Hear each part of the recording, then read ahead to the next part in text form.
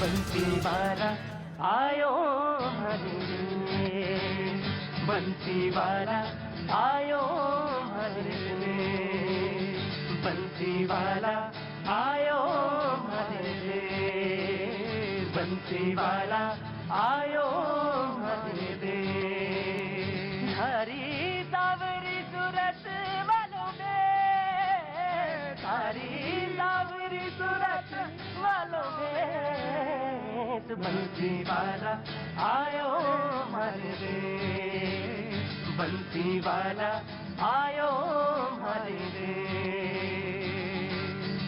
बंसी वाला आयो हरे बंसी वाला आयो दे बंसी वाला आयो मारे दे बंसी वाला आयो मारे दे आओ आओ कर गया सावरा आओ आओ कर गया सावरा हाँ आओ आओ कर गया सावरा आओ आओ कर गया सावरा कर गया लाख सने गिनता गिनता थक गई हो गिरता गिरता थक गई भरी आंगुलियां नीरे बंसी वाला आयो मारे दे बंसी वाला आयो मारे दे बंसी वाला आयो मारो रे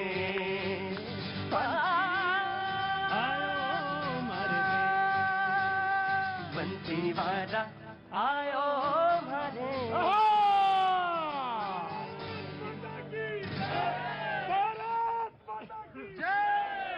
बहुत बहुत शुक्रिया, thank you so much Ashutosh ji. आपकी और एवी ब्रदर्स की जुगलबंदी बहुत पसंद आई।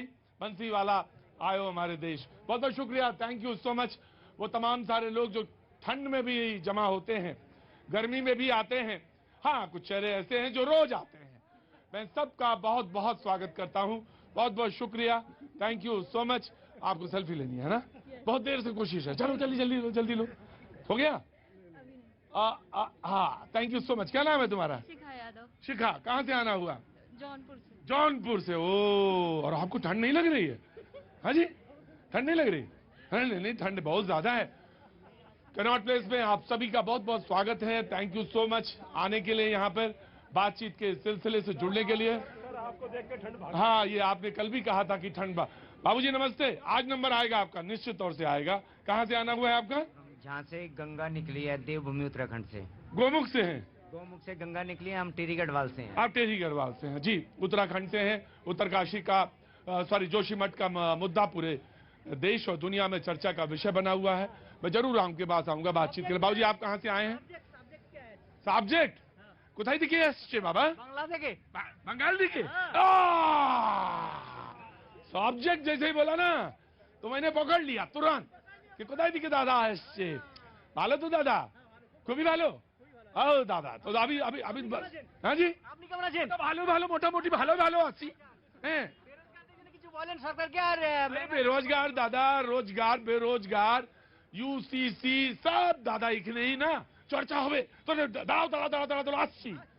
इतनी बांग्ला आती है मुझे, है ना? आपको बहुत लैंग्वेज आती है। बहुत नहीं आती, थोड़ी थोड़ी आती है, लेकिन इतनी आती कि दादा को बिल्कुल मन भर के प्रसन्न कर दूंगा। ये आती है, ये लैंग्वेज आती है। और अगर एक लैंग्वेज आती है कि आप बोलना जानते हैं प्रेम से, तो समझ लीजिए सारी लैंग्वेज आती है। अब थोड़ा हिला हिला करिए, बिल्कुल एकदम ठंड में एकदम ऐसे पुतले की तरह खड़े रहते हैं आप, अच्छा नहीं लगता। बहुत बहुत शुक्रिया। बातचीत का सिलसिला मैं शुरू करता हूं। जो लोग आए हैं दूर दूर से, आप कहां से? जी, राजस्थान से। आपसे तो कल बात हुई थी मेरी जी। और आप जी कहां से आए भैया? दिल्ली से ही। दिल्ली से। क्या नाम है? ध्रुव कुमार। ध्रुव कुमार, बहुत अच्छी बात है। बच्चे को भी दिखा रहे हैं, बहुत अच्छी बात है, बहुत बढ़िया। और आप कहाँ से आई मैम? मैं दिल्ली से ही हूँ। दिल्ली से। क्या नाम है आपका? मंजू कोचर। मंजू कोचर। मंजू जी क्या काम करती हैं आप? मैं BSCS बिजली विभाग में हूँ। बिजली विभाग में। बहुत अच्छी बात है। एक जमाना था कि बिजली पे बहुत सारी चर्चा हुई इस दिल्ली के अंदर, लेकिन चलिए अब थम गई हैं। तो कुछ कहना चाहती हैं, कोई बात कहना चाहती हैं? नए साल की कुछ खरीदारी कर रही हैं आप, लग रहा है कर ली? ठंड बहुत है, उसके लिए ले रहे थे। बहुत अच्छा है कि ठंड बहुत है, ठंड के लिए। लेकिन क्या अजब हिसाब है, ठंड का जब इंतजाम करो तो गर्मी आ जाती है, जब और जब गर्मी के पास पहुंचो तो ठंड का इंतजाम शुरू हो जाता है, बरसात आ। ये देश बड़ा मुल्क जो है विविधताओं वाला है, भिन्नताओं वाला है, और इसी विविधता, इसी भिन्नता पर UCC यानी ये जो अनुच्छेद 44 है, इसी पर घूमता है। और आज का मुद्दा यूनिफॉर्म सिविल कोड की तरफ है। हालांकि NRC के मामले में सुप्रीम कोर्ट ने कहा, वो जो रजिस्टर है जिसमें नागरिकता का सवाल है, उसमें उसे कहा कि जिसमें मुद्दा ये था कि उसका 51 होना चाहिए, 1951 होना चाहिए, 1971 हो जाए, कट ऑफ डेट को लेकर है। लेकिन उसमें कहा कि अभी नहीं, फरवरी में बातचीत होगी, उसको मसला जब वहां पे लिस्ट होगा तब बात होगी। लेकिन आज यूनिफॉर्म सिविल कोड में यहाँ पे बातचीत का सिलसिला जोड़ेंगे। जो मेहमान हमारे साथ मौजूद हैं, मैं उनसे आपका तारुफ भी करा देता हूँ। शुभेंदु शेखर अवस्थी जी बीजेपी का पक्ष रखने के लिए आए हैं, बहुत बहुत शुक्रिया, thank you so much. Doctor Muftaz Alam Rizvi sahab, शायर भी हैं आप बहुत, और आज आए हैं और बच्चे भी आए हैं साथ में, बहुत अच्छी बात है, बहुत बहुत शुक्रिया। दोनों के नाम क्या है बताओ भाई? एक का नाम क्या है? अरशद। अशरफ। अच्छा जी, बहुत जाओ। और आपका? मुसव्विर। मुसव्विर, बहुत अच्छी बात है, बहुत बढ़िया बात है। तो ये शो भी ऐसे ही है कुछ। और हमारे साथ हाफिज गुलाम सरवर साहब मौजूद हैं, बहुत बहुत शुक्रिया, थैंक यू सो मच। कल बच्चे इनके आए थे, हाफिज गुलाम सरवर साहब के, उनसे मेरी मुलाकात हुई थी बेटी से, बहुत बहुत शुक्रिया। प्रेम कुमार जी हमारे साथ मौजूद हैं, बहुत बहुत शुक्रिया प्रेम कुमार जी। दिव्यांशु पांडे सुप्रीम कोर्ट के हैं, आज वकील हैं पेशे से, आज हमारे साथ मौजूद हैं, बहुत बहुत शुक्रिया। जाना पहचाना नाम है संजीव कौशिक जी, बहुत बहुत शुक्रिया। जब से डिबेट है तब से ये आते रहे हमारे साथ। डॉक्टर विशाल मिश्रा, बहुत बहुत शुक्रिया डॉक्टर साहब, दिल्ली यूनिवर्सिटी से हैं, बहुत बहुत शुक्रिया। हाजी महरुद्दीन रंगरेज साहब हमारे साथ मौजूद हैं, बहुत बहुत शुक्रिया हाजी साहब। और आलोक वत्स जी हमारे पास कुछ देर में मौजूद रहेंगे, उनसे भी बातचीत का सिलसिला जोड़ेंगे। Thank you so much. मैंने बता दिया यूनिफॉर्म सिविल कोड, खासतौर से ये जो यूनिफॉर्म सिविल कोड है, इसको लेकर तमाम सारी लोगों के दिमाग में बड़े कंफ्यूजन रहते हैं। ये है क्या? उत्तराधिकार, शादी, तलाक, गोद लेना, इन 5 या 6 चीजों से मुख्यतः इनसे डील करता है ये। और इसमें एक समानता अनुच्छेद 44 जो है, जब संविधान बन रहा था तो 44 में ये बात कही और ये संकल्पना ली गई कि इसको लागू किया जाएगा, राज्य जो है लागू करेंगे। संपत्ति सूची में है, ये वो सूची होती है जिसमें राज्य भी कानून बना सकता है और केंद्र भी कानून बना सकता है। लेकिन अगर दोनों कानून बना दे, ऐसा आ जाए मान लीजिए दोनों बना दे, तो क्या होगा? आपको डिबेट से नहीं मतलब है। Thank you so much. आपको देखने आई हूँ, मैं खाली आपको देखने आई हूँ, और मेरे हस्बैंड और मैं रोज देखते हैं आपको। अच्छा, हाँ जी, बहुत अच्छी हम बात। आपके इतने बड़े फैन हैं। अरे डिबेट से मतलब नहीं है कोई, नहीं डिबेट से लेंगे, लेना देना नहीं। तो खरीद के क्या लिया ये आप? हम ऐसे यूनिक्लो से कुछ। बहुत अच्छी बात है, बहुत बढ़िया बात है। जिनको डिबेट से मतलब वो डिबेट में रहे, जिनको हमारी बात को देखना है, जिनको देखना है, जिनको मजा लेना है, हाँ भैया जी को देखना है तो आप भैया जी को देखिए। बहुत बहुत शुक्रिया। अगर दोनों कानून बना दे, राज्य सरकार और केंद्र सरकार, तो कौन माना जाएगा? है हाँ जी, केंद्र वाला माना जाएगा। तो सबको मालूम है, और ये पुराना मसला उतना ही है दादा। মশলা তো অনেক পুরনো, কিন্তু কথা যে কাজের কাজ কিচ্ছু হয় না। अच्छा, काजल काज कुछ हो ही ना। ওই एनआरसी तो आसाम में लागू हुआ था, अभी तो वही पेंडिंग में डाल दिया। क्यों वहाँ पे लागू करे? अब वो आ रहे फरवरी में सुप्रीम कोर्ट में। हुआ वो तो बातों में रह गया ना, लागू तो करे। बंगाल से एनआरसी का मुद्दा जो है और बहुत बहुत बहुत ज्वलंत मुद्दा है, बहुत ज्वलंत मुद्दा है एनआरसी का। लेकिन आज यूसीसी में बात करेंगे, एनआरसी का मुद्दा आएगा दादा, आप बेहिचक बोलिएगा जी जनाब। तो नाराजगी क्या है जब अनुच्छेद 44 कहता है, और ये बात कहा गया कि अगर उत्तराखंड और गुजरात अपने यहाँ कमेटी बनाती है, सुप्रीम कोर्ट ने कहा कमेटी बनाने का अधिकार है 162 अनुच्छेद के अंदर, तो कोई गैर संवैधानिक कार्य नहीं हो रहा जी। तो भैया जी अगर नहीं हो रहा तो उन्हें ये जो केंद्र सरकार है, सरकार केंद्र सरकार को बनाना चाहिए यूसीसी, अगर उन्हें अगर उस पर ब्लूप्रिंट लाना चाहिए, पहले कमेटी बनानी चाहिए। तो तर्क बहुत सारे हैं भैया जी। 1955 से मामला चल रहा है, आज हम 2023 में शुरुआत में हैं, तो ये तो बहुत पुराना मुद्दा है। ठीक है, अगर सरकार अगर लाती है, मगर हम एक बात कह रहे हैं भैया जी कि ये जो जहां पर चुनाव हो जाते हैं वहां पे तो ये शुरू में शगुफा छोड़ देते हैं, जैसे जुमला, जिसे जुमला कहते हैं। उसके बाद ये कमेटी बनाते हैं, उसके बाद उसको कोई कहीं उसमें कोई नजर नहीं आता। ध्यान नहीं देते। कहीं ध्यान नहीं देती। ये तो ये चर्चा इस वजह से हो गई इस पर भैया जी, ये तो सरकार चाहती है कि चर्चा सारे चीजों से ध्यान हटाकर, जो महंगाई है, बेरोजगारी है, जो जमीन से जुड़े हुए लोगों के मुद्दे हैं, किसानों के मुद्दे हैं, उनसे कैसे ध्यान भटकाकर इन मुद्दों पर ध्यान लिया है जिनका कोई भी समाधान नहीं होना जब तक केंद्र सरकार इस पर कानून नहीं लाती अपना। जी, तो कह रहे ये ध्यान भटकाने के लिए ये बात है। लोगों ने कहा नहीं, ये हमारे संविधान में गारंटी थी, ये बात कही गई थी, गारंटी से मतलब ये बात कही गई थी, तो क्यों नहीं इसको लागू किया जाए? क्यों बाबूजी, कहां से आ गए? हनुमान मंदिर दर्शन कराए? अतुल जोशी, उस दिन मुलाकात हुई थी आपसे। अच्छा जी जी। और गीतमाला की कहा था मैंने, याद होगा आपको। गीतमाला क्या है? अगली पायदान पर कहा था जब। आज मैं जनसंख्या पर बोलना चाहता हूँ। अच्छा, गनीमत है जनसंख्या पे बोलना चाहते हैं, कुछ और चीज में मैं जिस पे बोलना उस पर नहीं बोलेंगे आप? इसी पर तो है सर, सारा कुछ दारोमदार तो जनसंख्या पर ही निर्भर है। जैसे सन 47 में हमारे देश की आबादी कितनी थी? 39 करोड़। 3 करोड़ चले गए पाकिस्तान, 3 करोड़ चले गए बांग्लादेश, बचे 33 करोड़। और आज आबादी कितनी है? 100 और जोड़ लो इसी में। तो और हमारी आजादी को अभी 100 साल नहीं हुए। तो 100 साल, जब 1 अरब आबादी हमारी बढ़ चुकी है, तो अब हम क्या क्या सोचें? सोचना चाहिए इस मामले में या नहीं सोचना चाहिए? सोचना। एक चीज और बताना चाहता हूँ, हाँ। बड़ी ही इंपॉर्टेंट। मैं स्टेटिकल अफसर भी रहा हूँ हेल्थ डिपार्टमेंट में, पहले भी बताया था मैंने आपको, फिर बता रहा हूँ। सिख कौम जो कि बहुत कम है, आज से 40-50 साल पहले मैंने देखा था, उनकी जो रिपोर्ट आती थी ना, सिखों का प्रतिशत बहुत आगे था स्थायी विधियां और अस्थायी विधियां अपनाने में, और उन्होंने अपने परिवार को तब से जो है उन्होंने नियोजित रखा। परिवार नियोजन पे। जी, परिवार नियोजन का एक मसला है जिसको उन्होंने उठाया उधर। मैं चाहता हूँ शुभेंदु जी इस पर बात करें, उसके बाद आगे बढ़ाता हूँ मैं। देखिए, ये देश 75 साल हो गया, अब अभी भी हम लड़ रहे हैं कि देश में एक कानून नहीं होगा। जब एक झंडा हो सकता, एक प्रधानमंत्री हो सकता, कश्मीर की 370 धारा खत्म की जा सकती है, तो इस देश में यूसीसी भी लाकर हर राज्यों को अधिकार है कि जहां पर भी वो लाना चाहे वहां पर लाए और देश को एक कानून में लाकर देश को आगे बढ़ने दें। इसको हिंदू मुस्लिम में मत बांटिए। इस देश में रहने वाला हर व्यक्ति जो इस देश को अपना मानता है, उसको ये कानून मानना चाहिए, और भारत का हर व्यक्ति भारतीय है और भारतीय के लिए एक कानून होना चाहिए। जमीन का भी कानून से भैया जी मैं पूछ रहा हूँ, अधिकारी जी बहुत अच्छी बात कर रहे हैं, बीजेपी के प्रवक्ता हैं, जरा इनसे पूछिए ये हिमाचल में जाके क्या वहाँ पे कृषि की भूमि ले सकते हैं क्या? पूछिए, ये भी कानून लाई है। अरे जमीन का भी कानून लाई है। अरे भैया तुम ध्यान भटकाना बंद करो जनता का, जनता के मुद्दों पे बात करो। आपने 2 करोड़ सालाना नौकरी की बात होने के बाद, 75 साल होने के बाद भी एक विशेष कौम भारत के एक साथ एक कानून के नीचे नहीं खड़ी हो सकती। आगे इनको समानता से कोई मतलब नहीं है। दरअसल ठहरे हुए पानी में अब ये कंकड़ मार दी गई है। हलचल देखा जाएगा 2024 तक कि क्या होता है, और उसके बाद में प्रतिक्रियाएं होंगी।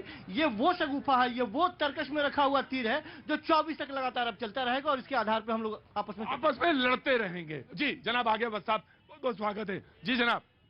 देखिए, इस यूनिफॉर्म सिविल कोड को समझने के लिए हमें पहले ये समझना पड़ेगा कि ये डीपीएसपी का पार्ट है।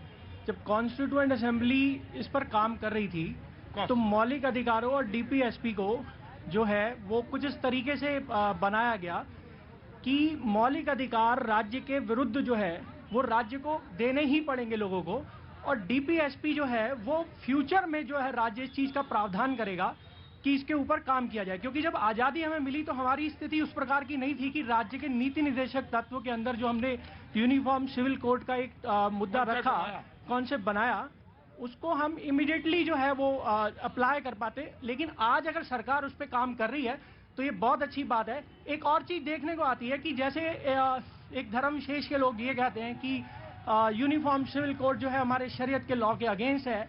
मैं एक टिप्पणी नहीं करना चाह रहा हूं उसके लिए, लेकिन उसको उस नजरिए से ना देखा जाए।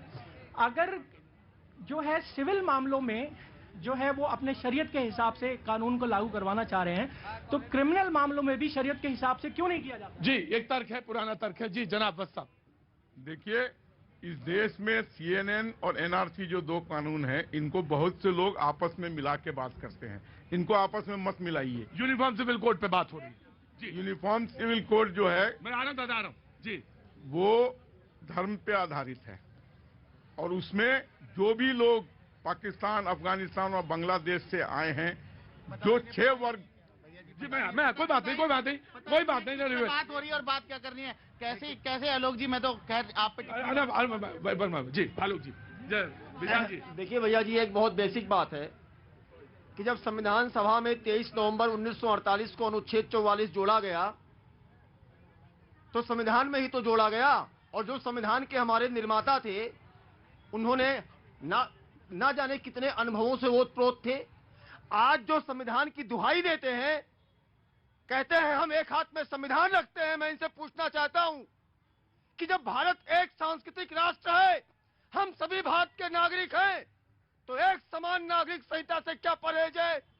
आज अगर उत्तराधिकार के कानून, गोद लेने का कानून, वसीयत देने का कानून, संपत्ति के अधिकार का कानून अगर सबके लिए एक होता है, तो इनको अपने लिए विशेषाधिकार की क्या आवश्यकता है? एक बात तो बनाए ना, केंद्र मना कौन कर रहा है? आप राज्य खेलना चाहते हैं क्या? अरे केंद्र बना दे, पूरे हिंदुस्तान के लिए बना दे, सारे लोग ये सब किसी को कोई परेशानी नहीं होती, लेकिन आप खेलना चाहते हैं। मैं इनसे पूछना चाहता हूं, आप भारतीय जनता पार्टी पर आरोप लगाने की बात कर रहे हैं कि राजनीति हो रही है। भारतीय जनता पार्टी के तो मैनिफेस्टो में 1980 से, आप बताओ ना, संविधान सभा के मेंबर ने, लोगों ने जो कहा आजादी के बाद आपकी सरकार थी, आपने क्या किया? सवाल का जवाब दीजिए कि केंद्र क्यों नहीं बनाए? आप बहुमत में है, केंद्र लाए, कोई विवाद नहीं होगा। सुनो, ऐसा है, जब धारा 370 की हटाने की बात आई थी, तब भी आप सब लोग रो रहे थे कि नहीं हट सकती, और जब हटेगी तो खून खून हो जाएगा। धारा 370 हटाई गई, कश्मीर को बचाया गया, ऐसे ही पूरे देश को बचाना है। और यूनिवर्सिटी, दादा जी नमस्ते, कैसी हैं आप? दादा आ रहे हैं आज सुनन। ये बात समझ में नहीं आती है कि भारतीय जनता पार्टी बेरोजगारी के मुद्दे पर क्यों नहीं बोलती है? हमेशा देश को तोड़ने का काम भारतीय जनता पार्टी ने किया है, और एक देश को जोड़ने का काम कांग्रेस पार्टी कर रही है। देश जोड़ने का काम कांग्रेस पार्टी, उनके जवाब देंगे, तटस्थ होके बोलिए, मतलब एकदम नॉर्मल होके बोलिए। हाँ जी बोलिए। दीपक कुमार नाम हुआ मेरा। हाँ, सबसे पहले भारतीय जनता पार्टी कहां तोड़ने का बात करती है? भारतीय जनता पार्टी किसे तोड़ने का बात करती है? राम मंदिर 1992, आप अभी एनआरसी का बात हो रहा है, उनके हित का बात हो रहा है। हाँ। महिलाओं के हित का बात हो रहा है। यहाँ पे अभी जैसा साहब ने कहा शायद उनको जानकारी नहीं है या कुछ जानकारी में कमी है। 1941 BN राव कमेटी आई थी। BN राव कमेटी किसके हित के लिए आई थी और अभी क्या कर रही है? बस उसी के तहत एनआरसी आ रही है। दरअसल महिलाओं को अधिकार, समान अधिकार की बात है, उसमें यूसीसी भी है, यूनिफॉर्म सिविल कोड। दादा आ रहे। अगर तलाक का एक कानून हो सकता है तो फिर क्या दिक्कत क्या है? अगर महिला को भी अधिकार है, पुरुष को भी अधिकार है, तो उसमें कोई दिक्कत है? जी मुमताज भाई। All India Muslim personal law board, जब ये मामला आया था यूनिफॉर्म सिविल कोड का, मौलाना लॉ कमीशन के पास पूरी टीम गई थी, मैं भी उसमें शामिल था। तो उन्होंने कहा था अब ये आप क्या, इसका पैमाना है, किस तरीके से आप यूनिफॉर्म सिविल कोड बनाएंगे? कहा रे आप लोग क्यों परेशान है भाई, कोई इसका खाका नहीं है, कुछ भी अभी इसका नहीं है। अभी पार्लियामेंट में एक शख्सी बिल जिसको कहते हैं, इंफरादी, यानी पार्टी की तरफ से नहीं, वो पर्सनल जो है वो बिल पेश किया गया। सवाल ये है कि अगर मरकजी सरकार, केंद्र सरकार चाहती है कि यहाँ पे यूनिफॉर्म सिविल कोड लागू हो और वो देश के हित में है, तो वो क्यों लेकर के नहीं आती? उसकी तरफ से पहल क्यों नहीं होती? विशाल जी, मैं आ रहा हूँ सर।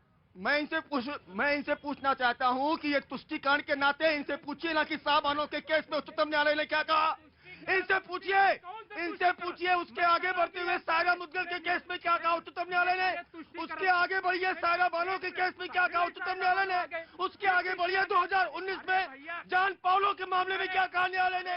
अरे तुष्टिकरण, आप कानून क्यों नहीं बनाते? आप क्यों नहीं बिल लाते? आप क्यों बिल नहीं लाते? हमें कोई आपत्ति नहीं, चलाइए ना, क्यों नहीं बनाते? हमें कोई आपत्ति नहीं। पूछिए विशाल जी से, आप बता सकते हैं। हाँ दादा, 80 चलो रुको, दादा 80, दादा भी हल्ला मत, अरे 80 जी जनाब, दादा 80 दड़ाओ। हाँ जी, मुझे तो लग रहा था कि CA/NRC पर भी कुछ बात हो जाएगी, लेकिन आपने UCC पर कह दिया, क्योंकि वो फरवरी में है। क्योंकि कट ऑफ डेट की बात है, मैं बता दूंगा। हाँ। और तथ्यों से साबित कर दूंगा कि CA/NRC हिंदू विरोधी, सिख विरोधी, बौद्ध विरोधी है, मुस्लिम विरोधी नहीं है। और मेरा दावा है, मेरे तर्क को कोई काट भी नहीं सकता। लेकिन अभी नहीं बात करूं, अभी यूसीसी पर। लेकिन मैं आपसे एक कमेंट जरूर जानना चाहूंगा। और जब मैं आज पेपर पलट रहा था तो पलटते पलटते मेरी एक नजर पड़ी, मुमताज भाई, मैं आपका भी ध्यान उस तरफ। जमीयत उलमा हिंद बड़ा इदारा है, अरशद मंदी सब जानते हैं। उन्होंने एक बात कही, उस पर एक बात लिखी हुई थी, लड़के लड़कियां एक ही स्कूल में पढ़ रहे हैं, इससे बहुत समस्या है, धार्मिक रूप से समस्या है, साथ पढ़ने से समस्या है, और मीडिया उसको सही तरीके से रख नहीं पा रहा है। वो समस्या इतनी बड़ी है, सही परिप्रेक्ष्य में नहीं रखता। कोई परिप्रेक्ष्य की जरूरत ही नहीं है इसमें। अगर साथ पढ़ रहे हैं तो मुझे तो नहीं समझ में आता कि इसमें क्या डिफरेंसेस आ रहे हैं। अगर हम एक दूसरे को बेहतर समझने की कोशिश कर रहे हैं तो इसमें दिक्कत क्या है? जी, बिहार में एक कहावत है, निमला की जोरू सबकी भौजाए। मैं मौलाना का जिक्र आपने किया, मैं कह दूं, जब किसी के पल्ले कोई बात न पड़े तो कह दे ये सब काम मीडिया का है। मीडिया मैं एक बात, ये पर्सनल कमेंट नहीं है, एक जनरल रेफरेंस में कहा गया, कर रहा हूँ, रेफरेंस में कहा गया। ये जितनी बीमारियां हैं इस मुल्क में, इसमें हमारे जो ट्रेडिशनल लीडर हैं जिनका जिक्र आपने किया, बड़ा इदारा है, पता नहीं कितना बड़ा है, जहन्नम में डाल दिया मुसलमान को, बड़ा इदारा है। अब मैं यूसीसी पर आता हूं।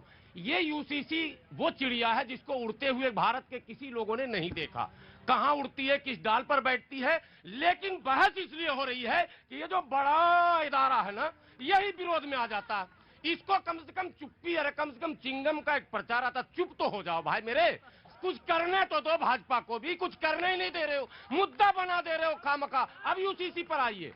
देश के लोगों को पता है, अभी भाजपा के प्रवक्ता ने एक बड़ी अच्छी बात कही कि एक विधान, और आपके लिखा हुआ भी आ रहा है, एक विधान एक संविधान, धारा 370 पर इतना बड़ा चौड़ा, 371 किन किन राज्यों में, जरा इनसे पूछिए, नहीं किन किन राज्यों में है वो बताएं। और 371 पर आपकी पार्टी बात क्यों नहीं कर रही है? क्या 370 से खतरनाक 371 नहीं है? जिन राज्यों में 371 है, क्या मैं वहां जमीन खरीद सकता हूं, वहां बिजनेस कर सकता हूं, वहां घर बना सकता हूं? क्यों मैं भारत का नागरिक हूं तो वहां क्यों नहीं जा सकता हूं? इस पर क्यों नहीं बात करता? मैं शुभेंदु आ रहा हूं उसके बाद। बिल्कुल अफकोर्स। मौलाना साहब ने दो बहुत ही महत्वपूर्ण बात कही। पहली जो कहावत कही वह दिखाता है कितना पुरुष प्रधान, कितना पुरुष प्रधान समाज है हमारा। और यूसीसी के मैं बता, मौलाना गांव से आते हैं, मैं बता रहा हूँ गांव में तो हिंदू लॉ हमारा, मैं बता रहा हूँ बिल्कुल है, विवाह एक ही कर सकता है, चार नहीं कर सकता, इतना ही पुरुष प्रधान है। आप बात कर रहे हैं आपको विविधता चाहिए अधिकारों में। मैं दोबारा कह रहा हूँ, मौलाना आराम से, मौलाना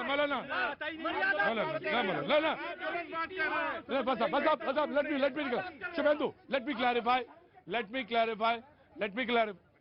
क्लैरिफाई।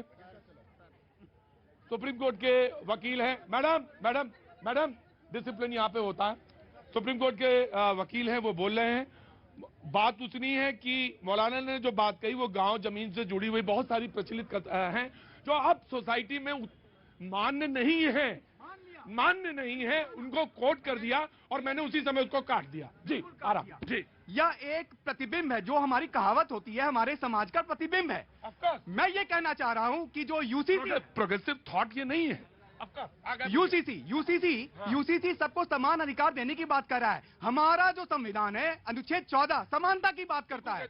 या क्रिमिनल लॉ हो, सिविल लॉ हो, पर्सनल लॉ हो, सारी चीजें। जहां तक सवाल है कि आज केंद्र सरकार क्यों नहीं कर रही है, तो मैं जवाब देता हूं इसका। बाबा साहब भीमराव अंबेडकर ने जब चर्चा की थी इस विषय पर, तब उन्होंने कहा था कि आज हमारा देश इसके लिए तैयार नहीं है। राज्य को अधिकार इसलिए दिया कि जो राज्य जब तैयार हो जाए वह यह कानून ला पाए। जैसे गोवा ने इसको लागू कर दिया, बिल्कुल लागू किया। तो आज अगर हमारे देश में ऐसे राज्य हैं जो समान अधिकार हमारी बहनों को और सारे समाज को दे सकते हैं, तो उन्हें देना चाहिए। जी जनाब। देखिए यूसीसी जो है जब लागू होगा तो हमें आश्चर्य होता है कि जो इस तरफ उस तरफ जो कट्टरपंथी ताकतें हैं, चाहे हिंदू के हैं चाहे मुसलमानों के हैं, वो क्या बराबरी का हक महिलाओं को देने के लिए तैयार हैं? क्या बेटी को बेटा की तरह बाप की दौलत में हक देने के लिए तैयार है? इसके तो ऑलरेडी कानून है। कानून लागू नहीं हो रहा है। यूसीसी का सबसे जो पहली बात है कि आधी आबादी अगर पुरुषों के बराबर हक लेने लग जाएं तो ये कट्टरपंथी ताकतें चाहे मुसलमान की हो चाहे हिंदुओं की हो, ये सबसे पहले उसके विरोध में खड़ी गलत बोल रहे हैं। देखिए हमारे यहाँ बेटी और बेटियों को समान अधिकार दिया गया है, आप गलत बोल रहे हैं। और बेटी का उतना ही हक है संपत्ति में जितना कि बेटे का है। ये संवैधानिक है। जी देखिए कितने कितने सालों से महिलाओं को भोग का वस्तु समझकर आपने उनको दबा के रखा हुआ है। ये देश बदल गया है, देश को बढ़ने दीजिए। और ये सब कानून महिलाओं को और पुरुष को बराबर लाकर देश को बढ़ाइए। इसके लिए हमको और आपको तैयार होना पड़ेगा। जो कानून आपके संस्कृति में खराब है, जो कानून हिंदू धर्म में खराब है, उनको खत्म करिए और देश को आगे बढ़ाइए, महिलाओं को आगे बढ़ाइए, तब देश बढ़ेगा। ये छोटी छोटी चीजों को भूल जाइए। कहाँ से चले आ रहे हो? कहाँ से चले आ रहे हो?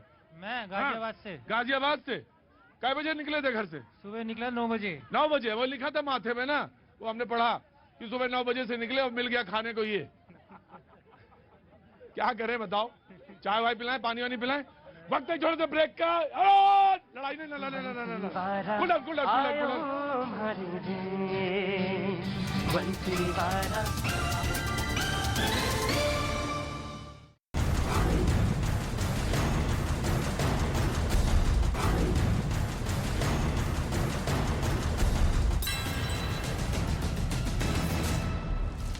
बाजार रंग बिरंगी पतंगों से गुलजार नजर आ रहा है। रायपुर के गांधी उद्यान में 3 दिवसीय पुष्प प्रदर्शनी लगाई गई। शनिवार से लगी प्रदर्शनी में करीब 10,000 गमलों में 45 से ज्यादा प्रकार के फूलों की प्रजातियां लगाई गई।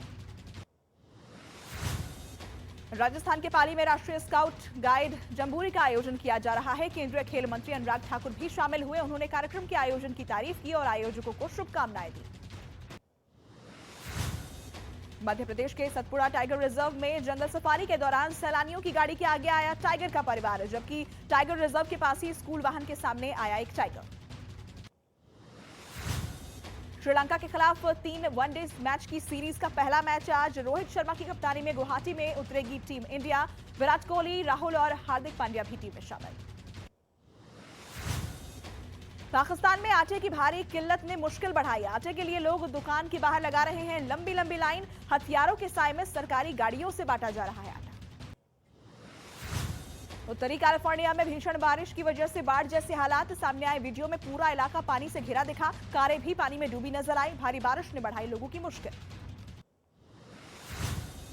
कैलिफोर्निया में तूफानी हवाओं की वजह से उखड़े पेड़, टूटे सिग्नल और स्ट्रीट लाइट। तेज बारिश ने भी बढ़ाई लोगों की मुश्किल। कोलंबिया में पैन अमेरिकन हाईवे पर जमीन खिसकने की दिल दहला देने वाली तस्वीरें आई सामने आए वीडियो में बड़े बड़े पेड़ और जमीन किसी नदी के बहाव की तरह बहते दिखे। चीन में कोरोना से हालात बेहद खराब नहीं रुक रहा है। मौत का सिलसिला सामने आया। सैकड़ों लाशों का खौफनाक वीडियो। कई शहरों में अंतिम संस्कार के लिए भी जगह नहीं।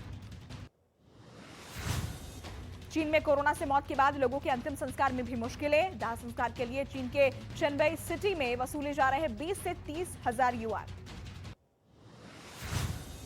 पेरू में तत्काल चुनाव की मांग को लेकर सुरक्षा बल और प्रदर्शनकारियों के बीच झड़प। 13 लोगों की मौत की खबर।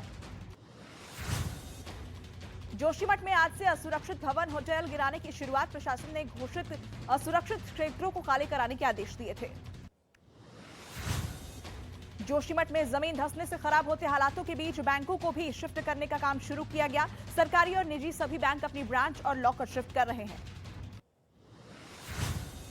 उत्तराखंड के जोशीमठ में बर्बादी के बीच लोगों में दहशत। जोशीमठ के दौरे पर रक्षा राज्य मंत्री अजय भट्ट स्थानीय प्रशासन और सेना के अधिकारियों से करेंगे मुलाकात। जोशीमठ के पीड़ितों को राहत शिविरों में किया गया शिफ्ट। प्रशासन सभी लोगों के लिए कर रहा है पर्याप्त व्यवस्था। शिविरों में रह रहे लोगों के लिए सभी इंतजाम। जोशीमठ में विस्थापित परिवारों के लिए की जा रही व्यवस्था। अब तक प्रभावित इलाकों से 81 परिवारों को सुरक्षित जगहों पर भेजा जा चुका है। उत्तराखंड के हल्द्वानी में लोगों ने जोशीमठ के लिए की प्रार्थना। लोगों ने लाइन नंबर 17 से ताज चौराहे तक कैंडल मार्च निकाला और लोगों के लिए दुआ मांगी। जोशीमठ की तरह टिहरी तक पहुंची जमीन धंसने और मकान में दरार की दहशत। टिहरी झील के पास बने घरों में दिखने लगी दरारें। लोगों ने सुरक्षित स्थानों की तरफ शुरू किया पलायन। उत्तराखंड के जोशीमठ में भू धसाव मामले में दाखिल याचिका पर सुप्रीम कोर्ट में 16 जनवरी को होगी सुनवाई। स्वामी अभिमुक्तेश्वरानंद सरस्वती ने याचिका दाखिल की है। उत्तर भारत में कड़ाके की ठंड से लोग परेशान। राजधानी दिल्ली में शीतलहर ने लोगों की बढ़ाई परेशानी। पूरे उत्तर भारत में कोहरे का कहर। कोहरे और ठंड की वजह से दिल्ली आने वाली 35 ट्रेनें लेट चल रही हैं। यात्रियों को हो रही भारी परेशानी। उत्तर भारत में कड़ाके की ठंड के बीच दिल्ली के उपराज्यपाल ने जेल के कैदियों के लिए जारी किया बड़ा आदेश। अब जेल में कैदियों को नहाने के लिए मिलेगा गर्म पानी। दिल्ली की हवा फिर हुई दम घोटू। हवा में प्रदूषण का स्तर 434 के पार। दिल्ली में आज से BS3 पेट्रोल और BS4 डीजल कारों पर बैन। जम्मू कश्मीर में लगातार हो रही भारी बर्फबारी ने लोगों की बढ़ाई मुश्किलें। कुपवाड़ा में कई फीट बर्फबारी हुई, जिससे पारा शून्य से कई डिग्री नीचे चला गया। हिमाचल प्रदेश के शिमला में शीतलहर और बर्फबारी। भारी संख्या में पहुंच रहे सैलानी। मौसम विभाग ने कल से और ज्यादा बर्फबारी की जताई आशंका। जम्मू कश्मीर के पर्वतीय इलाकों में बर्फबारी का मजा ले रहे हैं सैलानी। गुलमर्ग समेत पीर पंजाल, बालटाल जैसे पर्वतीय इलाकों में बर्फबारी लगातार हो रही है। मॉस्को से गोवा आ रही फ्लाइट की जामनगर में इमरजेंसी लैंडिंग के बाद विमान की जांच पूरी। नहीं मिला कोई संदिग्ध सामान। 236 यात्रियों को लेकर गोवा के लिए फ्लाइट रवाना। गो एयर फ्लाइट की बड़ी लापरवाही आई सामने। बेंगलुरु एयरपोर्ट पर फ्लाइट 50 यात्रियों को लिए बिना ही उड़ गई। पूरे मामले में DGCA ने गो एयर से रिपोर्ट मांगी है। झारखंड के हजारीबाग में गैंगरेप का विरोध करने पर आरोपियों ने महिला को किया आग के हवाले। 60% से ज्यादा जली महिला अस्पताल में भर्ती। महिला की हालत गंभीर। छत्तीसगढ़ के भिलाई में 2 लोगों की हत्या के मामले में 21 लोगों को गिरफ्तार किया गया। आपसी रंजिश को लेकर हुई थी वारदात। पुलिस कुछ और लोगों की तलाश में जुटी। दिल्ली में मुखबिरी के शक में एक आदमी की हत्या कर दी गई। पुलिस ने आरोपी शाहिल को गिरफ्तार किया है। शाहिल को पहले भी हत्या के मामले में गिरफ्तार किया गया था। हरिद्वार में फैक्ट्री में सुरक्षा कर्मियों को बंधक बनाकर लाखों की चोरी मामले में 4 बदमाशों को गिरफ्तार किया गया। करीब 35 लाख रुपए का माल भी बरामद। उत्तर प्रदेश के महोबा में एक लड़का तमंचा लहराता दिखा, जिसका वीडियो सोशल मीडिया पर वायरल हो गया। पुलिस IP एड्रेस के जरिए लड़के का पता लगाने की कोशिश में जुटी है। मध्य प्रदेश के श्योपुर में कुछ बदमाशों ने एक मकान में तोड़फोड़ की, जिसका वीडियो सोशल मीडिया में वायरल हो गया। वीडियो को आधार बनाकर पुलिस ने 20 आरोपियों के खिलाफ केस दर्ज किया। मुंबई से सटे ठाणे में गहने की दुकान में लूट की साजिश नाकाम। दुकान में लूट को अंजाम देने के लिए खोदी गई थी सुरंग। पूरी घटना CCTV में हुई रिकॉर्ड। दिल्ली के श्रद्धा मर्डर केस के आरोपी आफ्ताब की कोर्ट ने 14 दिन की न्यायिक हिरासत बढ़ा दी। पेशी के दौरान आफ्ताब ने कोर्ट से पढ़ाई के लिए कानून की कुछ किताबों की मांग। जोशीमठ में असुरक्षित घरों से लोगों को शिफ्ट करने का काम और तेज। संकट में कई परिवार। रक्षा राज्य मंत्री ने जोशीमठ में हालात का लिया जायजा। इंदौर में चल रहे प्रवासी भारतीय दिवस सम्मेलन का समापन आज। आखिरी दिन राष्ट्रपति द्रौपदी मुर्मू समारोह में हुई शामिल। असम में भी लॉन्च हुई Jio 525G सेवा। गुवाहाटी में CM हेमंत बिस्व शर्मा ने किया लॉन्च। कामाख्या मंदिर में भक्तों को मिलेगी फ्री वाईफाई सुविधा।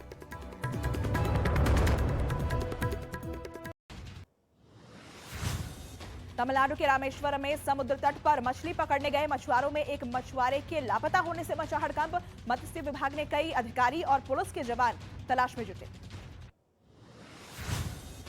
मध्य प्रदेश के इंदौर में प्रवासी भारतीय दिवस सम्मेलन का आयोजन का आज आखिरी दिन। सम्मेलन में राष्ट्रपति द्रौपदी मुर्मू होंगी शामिल। वो 27 लोगों को प्रवासी भारतीय सम्मान देंगी। मध्य प्रदेश के मुख्यमंत्री शिवराज सिंह चौहान ने अपने प्रतिदिन पौधा लगाने के संकल्प के बीच प्रवासी भारतीयों के साथ पौधारोपण किया। CM के साथ प्रवासी भारतीयों ने नमो ग्लोबल गार्डन में पौधे लगाए।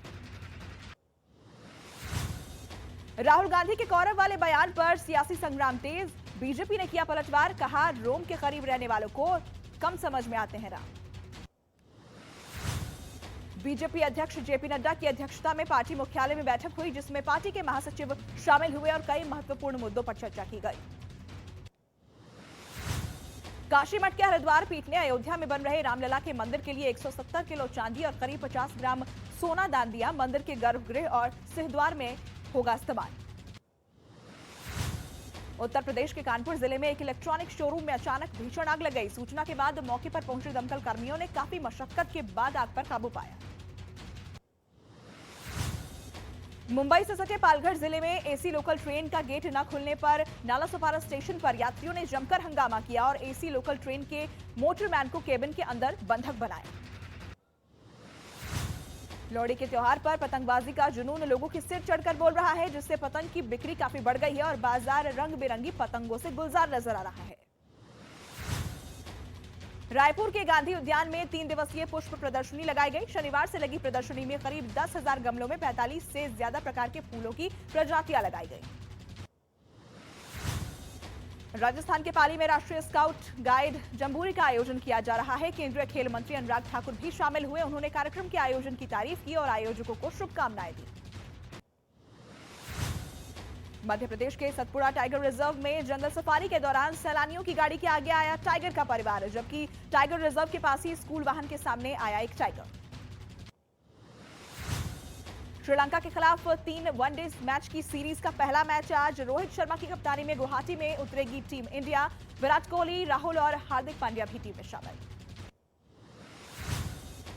पाकिस्तान में आटे की भारी किल्लत ने मुश्किल बढ़ाई। आटे के लिए लोग दुकान के बाहर लगा रहे हैं लंबी लंबी लाइन। हथियारों के साए में सरकारी गाड़ियों से बांटा जा रहा है आटा। उत्तरी कैलिफोर्निया में भीषण बारिश की वजह से बाढ़ जैसे हालात सामने आए। वीडियो में पूरा इलाका पानी से घिरा दिखा। कारें भी पानी में डूबी नजर आई। भारी बारिश ने बढ़ाई लोगों की मुश्किल। कैलिफोर्निया में तूफानी हवाओं की वजह से उखड़े पेड़, टूटे सिग्नल और स्ट्रीट लाइट। तेज बारिश ने भी बढ़ाई लोगों की मुश्किल।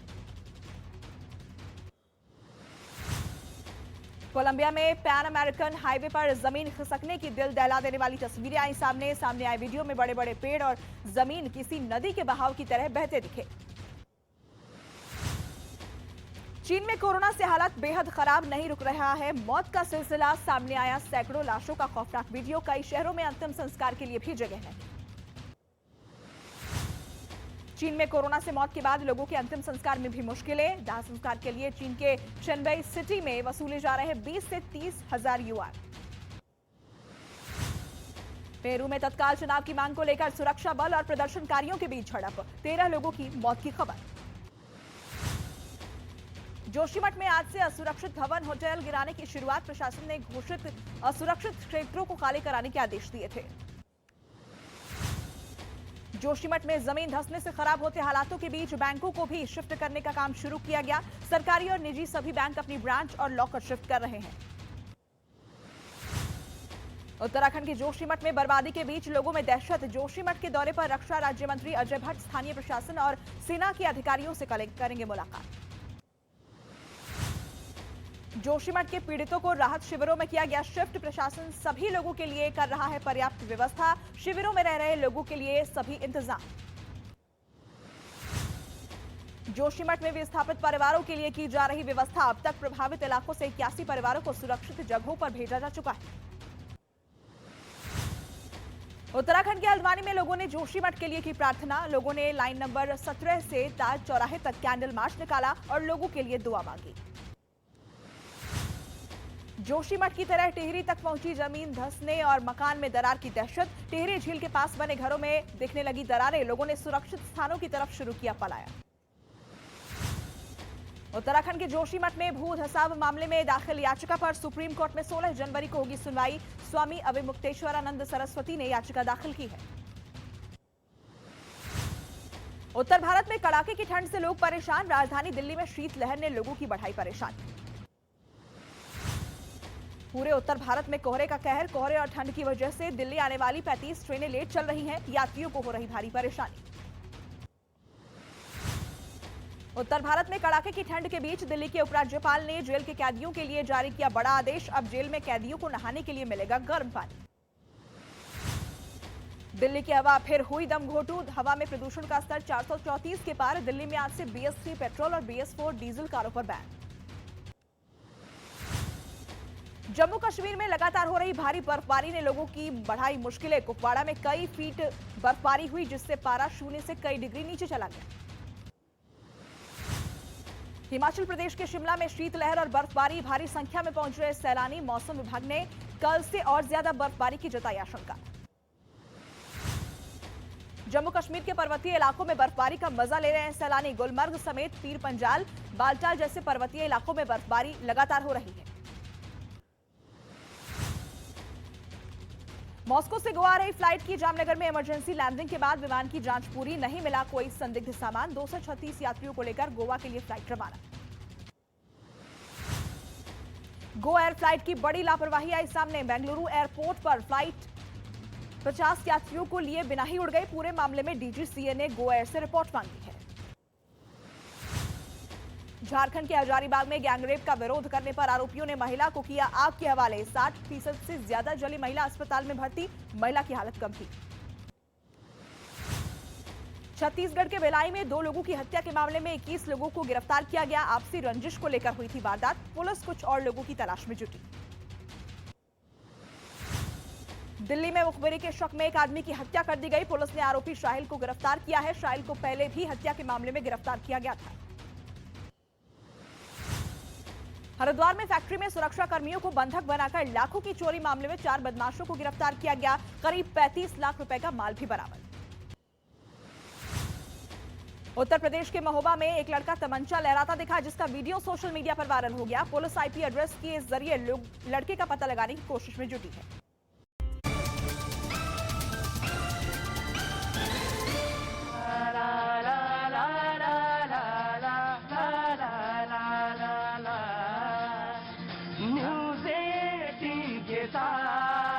सुनो भैया जी की बात, न्यूज़ 18 के साथ सुनो भैया जी की बात। भैया जी गहन में जनता करती मन की बात। अरे भैया जी गहन में जनता करती मन की बात। नेता भी तैयार, यह जनता भी तैयार, अधिनेता है तैयार, यह जनता भी तैयार। भैया जी और बाजी मिलकर पूछे रोज सवाल। अरे भैया जी और बाजी मिलकर पूछे रोज सवाल। न्यूज़ 18 के पार लगा जनता का दरबार। अजी न्यूज़ 18 के पार लगा जनता का दरबार।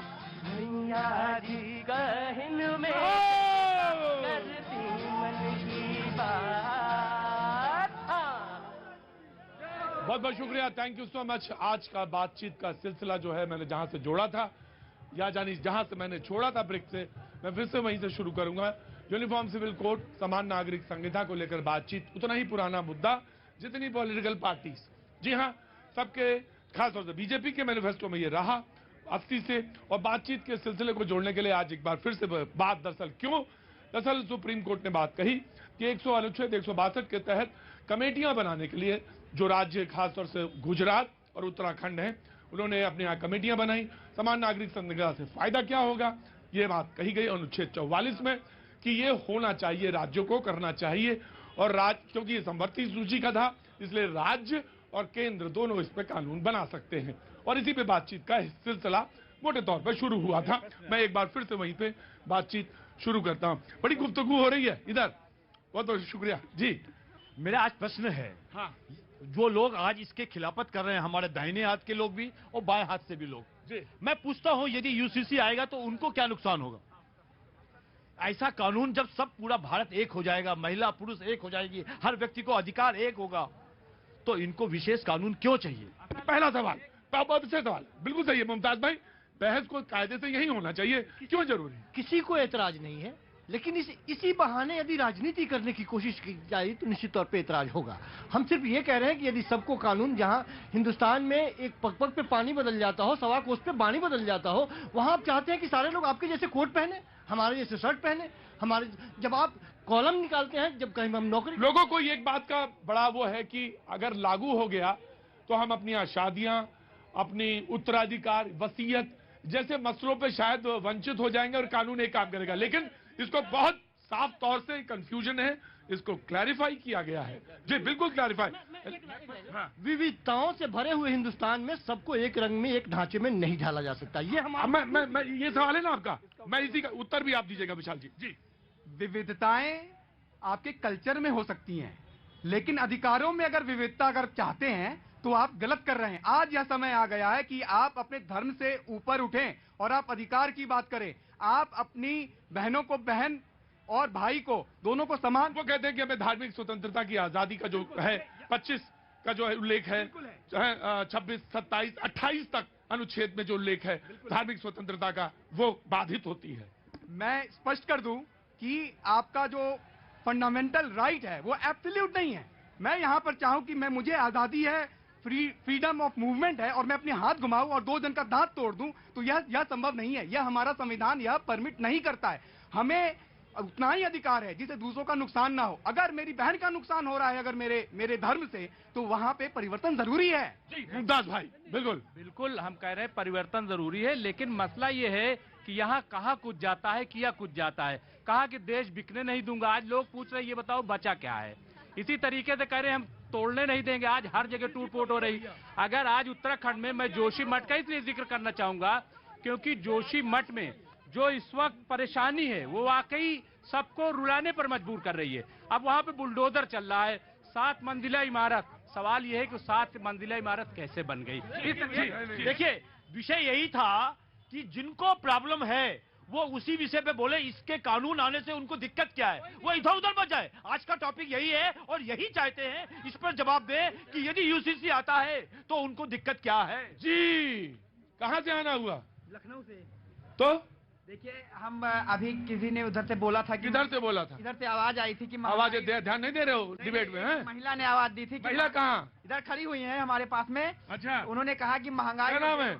शेर बहादुर सिंह। भुला दिया तुम्हारा जो मुद्दा था, हमने भुला दिया। इतने सवाल पूछे भूल गए। सुन लीजिए बस। उन्होंने कहा कि महंगाई और बेरोजगारी पे भारतीय जनता पार्टी वो बात नहीं करती है। हाँ। मैं बताना चाहूंगा कि देखिए बेरोजगारी अगर है, किसी जिसके बच्चे पढ़ रहे हैं वो आगे जा रहे हैं। एसएससी हर बार वैकेंसी निकालती है, अभी सरकार ने सीएचओ का निकाला है। एक किसान होता है, 1 बीघा जमीन अगर खरीदता है तो अपने 1 बीघा जमीन अगर 10,000 का खरीदता है तो कीमत 2 साल बाद वो 1 लाख चाहता है। तो क्या सरकार अपने जनता हो या इंडिया है वो नहीं चाहती कि हमारे इंडिया की। मैं आया मोहतरमा आया। Give me a second. जी जनाब, जी हुजूर, मैं आता हूँ आपके पास आता हूँ। जी मेरा नाम मोहम्मद सलमान है, मैं पटना। मोहम्मद सलमान साहब हैं। और कहाँ से आए सलमान साहब? पटना बिहार से। पटना बिहार से आए। मैं सुनेंगे। वाह वाह वाह वाह, क्या बात है। शिवम भाई आ गए, बहुत अच्छा। किधर से आना हुआ आपका? है मैं आया था, मैंने कहा भैया जी से नमस्कार कर लूं। ये बहुत अच्छा शो है जिसमें कभी भी कहीं भी कहीं से भी कोई आ सकता है। शिवम भाई का बहुत बहुत स्वागत है, नया साल मुबारक हो। सलमान भाई आप कुछ कह रहे थे? हम लोग जो स्टूडेंट हैं हम लोग तो यही चाहते हैं कि स्वास्थ्य, शिक्षा और जो है रोजगार, इसी पर बात हो। लेकिन सलमान साहब का कहना है, शिवम, सलमान साहब का कहना है कि हमारा ये मानना है कि स्वास्थ्य पर बात हो, शिक्षा पे बात हो। हाँ जी, यही सलमान, हर सलमान का यही बात है कि स्वास्थ्य शिक्षा का नाम लेकर यूसीसी पर बात ना हो। हाँ जी, ऐसा है, हम चाहते हैं कि यूसीसी ही पर बात हो लेकिन सिर्फ बात ना हो। आया मौलाना जी। जनाब देखिए, बात होगी जब ही तो बात बनेगी ना। पहले तो बात ही होना जरूरी है इस देश में, पहले तो बात ही नहीं होती थी। अब शिक्षा और रोजगार पर कर लेते हैं। चलिए सबसे पहले रोजगार ही कर लेते हैं। मुमताज उसी पे आगे शिक्षा रोजगार पर ही बात हो रही है। रोजगार पर ही कर लेते हैं जी। ये हमारे आसपास आजकल एक व्यक्ति हैं जो पुजारी नहीं है, वो कुछ और है मुझे लगता है। वो कहते हैं कि मैं शिक्षा और रोजगार को लेकर भारत जोड़ो कर रहा हूं। अभी 2 दिन पहले सीएमआई का डेटा आया है, उनके राज्य छत्तीसगढ़ में बेरोजगारी दर 18% है और उनका दूसरा राज्य राजस्थान, वो देश की सबसे ज्यादा 28% और पूरे देश में है 8%। अब मुझे एक चीज बताइए, जब उनसे पूछा पत्रकार ने कि वहां फलानी जगह ऐसा होगा, कहते मेरी जिम्मेदारी थोड़ी ना, मुख्यमंत्री से पूछिए। आप किस चीज पर बात करना चाहते हैं? भी बात कर लो जहाँ पर 38% है, पूरे विश्व में सबसे ज्यादा बेरोजगारी दर हरियाणा में। बिल्कुल। और पहले ऐसे प्रधानमंत्री है जिन्होंने अपने शासन काल में सबसे कम नौकरियां दी। भैया जी असल विषय ये, जितने प्रधानमंत्री आए जी जी हाँ, अरे हमारे मोहतरमा देखिए, हम बात करने आए थे यूसीसी पर और लोग दूसरे जगह जा रहे हैं। सलमान भाई चलेंगे क्या? सलमान रुकना, आ रहा हूँ। हाँ। यूसीसी से उन लोगों को परेशानी है जो एक पर्टिकुलर वर्ग को तुष्टीकरण करते हैं। जी जी जनाब, समानता का कौन विरोध करेगा ये बताइए। किसी का स्वभाव ऐसा होना ही नहीं चाहिए जो समानता का विरोध करे। सवाल ये पैदा होता है कि समानता कहां कहां लाने की मंशा आपकी है। जैसे वसीयत, उत्तराधिकार, शादी, तलाक, शादी 498 सबके लिए एप्लीकेबल है या नहीं, 125 सबके लिए एप्लीकेबल है या नहीं। क्या मुसलमान जाएगा कोर्ट 125 में, हमारी बहन अगर जाएगी तो उसको गुजारा भत्ता नहीं दिया जाएगा? मिलेगा ना। 498 भी लेकर जाएगी तो वो भी क्राइम जो होता है, ट्रिपल तलाक बना ही दिया। एक मिनट, इक्वल एजुकेशन पर डिबेट कब होगा? इक्वल हेल्थ सिस्टम पर डिबेट कब होगा? कोई मेदांता में इलाज कराएगा और कोई रोड पर पन्नी बिछाकर बैठा जाइए। राम मनोहर लोहिया में जाइए, सफदरजंग में जाइए, तमाम अस्पतालों में जाकर जरा स्थिति तो देखिए क्या है वहां। मौलाना कल इसी से बिस्मिल्लाह करेंगे, कल इसी बात से बिस्मिल्लाह करेंगे। जी जनाब, ऋतिक रोशन का अभी तलाक हुआ था, फिलहाल हिंदू मैरिज एक्ट के हिसाब से, कानून के हिसाब से उसको रकम मिली 400 करोड़ रुपए। शाहरुख खान की जब शादी हुई थी, अगर उसकी मेहर की रकम 5,000 रुपए तय हुई होगी गौरी के साथ, और आज उसको इतना बड़ा बनने में उसने गौरी ने उतना साथ दिया, और अगर तलाक होगा तो उसको वही 5,000। अल्लाह करे ना हो, अल्लाह करे, ऐसी सब बातें ना। मैं कह रहा हूं ना हो, लेकिन अगर उस बेटी के साथ ऐसा मामला फंसता है तो उसको 5,000 मिलेंगे। इसी बदलाव की जरूरत है। और एक और सुनिए सर, एक और सुनिए। एक चीज है, पहला है शादी, शादी के बाद है तलाक, तलाक के बाद है वसीयत, वसीयत के बाद है बच्चा, बच्चे के बाद है मेहर की रकम। इन पांचों में जो मुस्लिम पर्सनल लॉ बोर्ड है वो बिल्कुल अलग है। उनको अलग से फैसिलिटी क्यों चाहिए? एक चीज बताइए, अगर शिवम है, शिवम अगर तलाक लेता है और वो 25 लाख देता है तो ये बराबर में सलमान क्यों दे 5,000 रुपए? बराबर हो ना। देखिए, यूनिफॉर्म सिविल कोड का मतलब इन्होंने सिर्फ हिंदू और मुसलमान का डिबेट बना दिया है। यूनिफॉर्म सिविल कोड क्या है? नागरिक नागरिक में फर्क नहीं होना चाहिए, महिला पुरुष में फर्क नहीं होना चाहिए, बाप के जमीन में हिस्सा। मैंने तो सलमान कहा था, आप तो प्रेम है। और देखिए, इनका काम ही है, जब नजरिए में यूनिफॉर्मिटी नहीं है, सलमान बोल करके ये उलाहना देते हैं, समाज को बांटते हैं। मॉब लिंचिंग होती है दलितों की, मॉब लिंचिंग होती है मुसलमानों की, इनका नजरिया। इतनी देर से मैं पूछ रहा हूं कि यूसीसी लाने में समस्या क्या है, कोई बता नहीं पा रहा है। किसने कहा कोई समस्या है? सबको समस्या। हम बार बार कह रहे हैं कि कोई समस्या नहीं है, लेकिन आप कोई ढांचा तो पेश करो। उसी के लिए कमेटियां बनाई उन्होंने तो राजू जी। चला प्रतीक जी, मौलाना साहब ने बोला 498 क्या किसी मुसलमान पे नहीं लगता? मैं इनसे पूछता हूँ 494 लगता है क्या? जवाब दें। जवाब नहीं दे सकते क्योंकि नहीं लगता है। आप 4 शादियां कर सकते हैं और आपको कोई सजा नहीं होगी। दूसरी तरफ गोवा में भी हमारे जो कानून हैं वो अलग हैं। आपको मालूम है क्या? नहीं मालूम आपको? वहाँ पे भी यूनिफॉर्म सिविल कोड है, वहाँ यूनिफॉर्म सिविल कोड है, बिल्कुल है, क्रिश्चियंस में भी है, सब में है। हाँ। तो अगर आज यहाँ प्रश्न, अगर आप बात करते हैं अस्पताल बनाओ, नौकरी दो, मैं यह पूछता हूँ क्या सिर्फ अपनी दांत की सफाई करते हैं या अपनी आंख की सफाई भी करते हैं? जीवन के बहुत सारे पहलू हैं, हर पहलू पर बराबर ध्यान देना जरूरी है। इसलिए नौकरी महत्वपूर्ण है, रोजगार बिल्कुल महत्वपूर्ण है, स्वास्थ्य बिल्कुल महत्वपूर्ण है, उतना ही महत्वपूर्ण यूसीसी है, उतना ही महत्वपूर्ण हमारा अधिकार है। इसीलिए आज यह समय है कि आप सब एक हों और एक होकर आप यह कहें कि सबको उतना ही महत्वपूर्ण नियत भी है।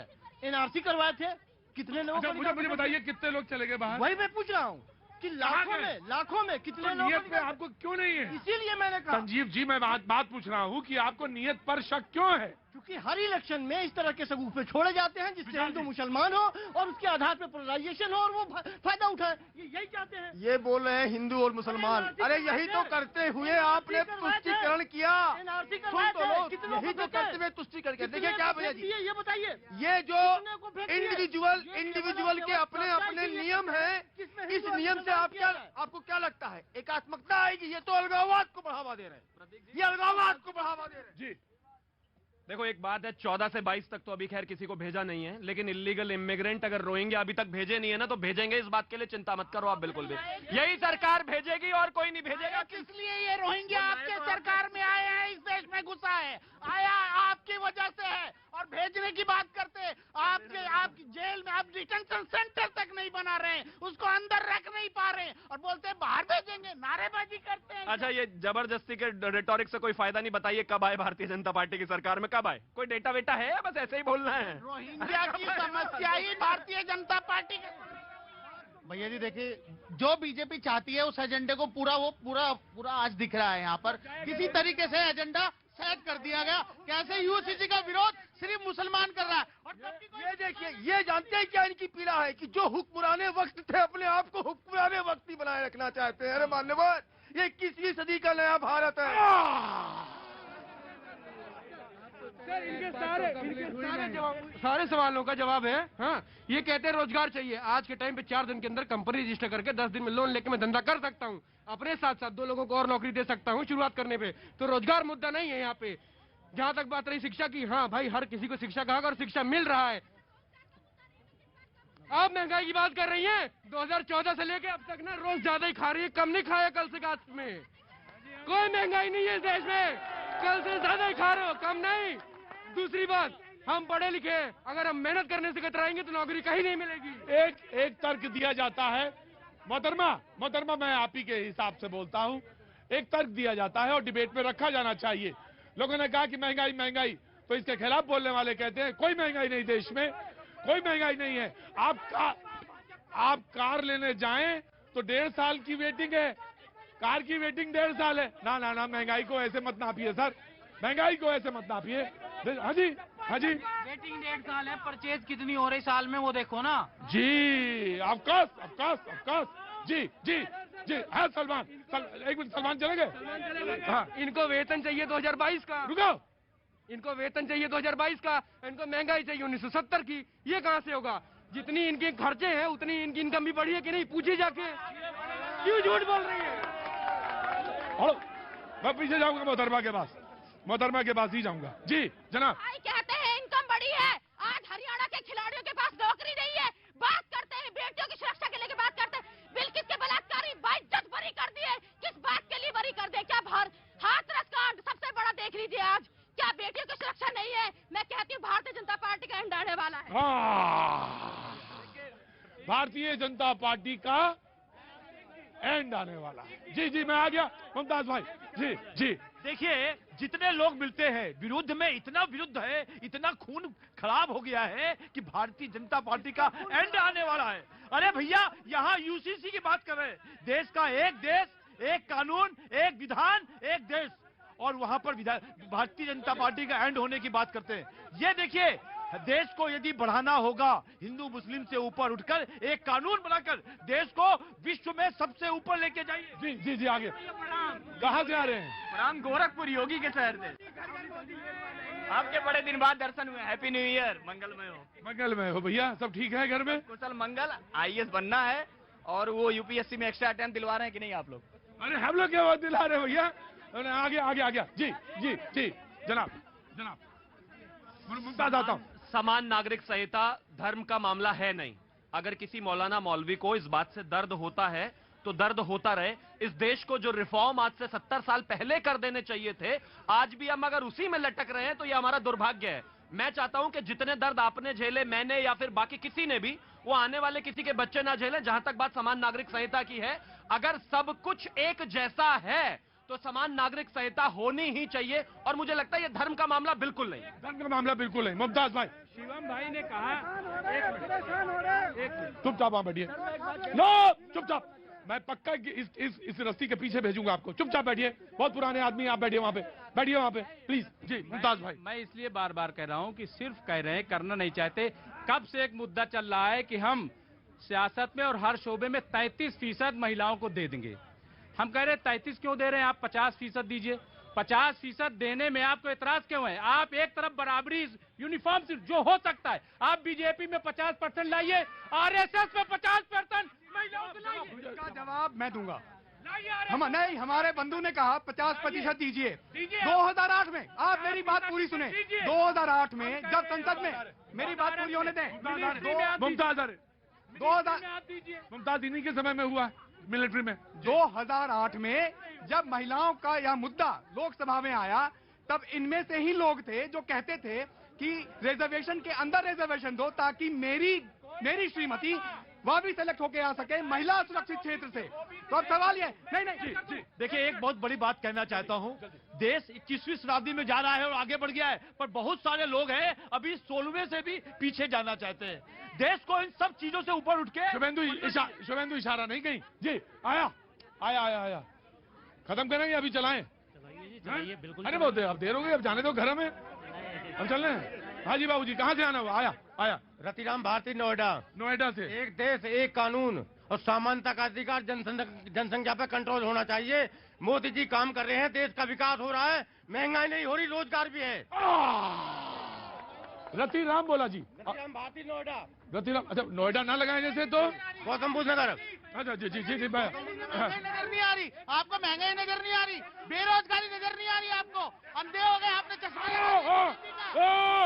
विकास हो रहा है, देश का विकास हो रहा है, देश का विकास हो रहा है। फिलहाल में मोदी जी काम कर रहे हैं देश में। महंगाई देख रही है ना पाकिस्तान में।